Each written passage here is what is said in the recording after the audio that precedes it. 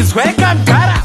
Hello guys, welcome to our YouTube channel. So in today's video we're gonna be showing you a brand new track from Bazooka aka Musharukwa entitled Nyota, produced by Like and Black Boy the Don. So please don't forget to subscribe, like, comment and share for more entertainment.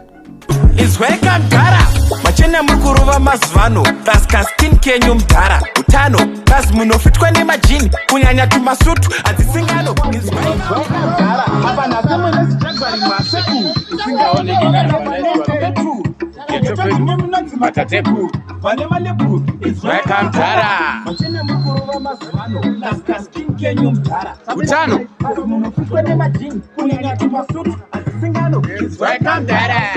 Usure nyori yari ya uchu Ngaro patenda katua mubuku Enge makaso niratisa kutimakura pa makaimba zuku Izwantara Kakaso vano vachiti muno kudisa Anzi muno kudisa Amchari so chibisa Mukaso nishare kapisa Ko mumota munaka pisa Izwantara Nyota Nyota Kana muro Nyota Kuri kuko nyota Nyota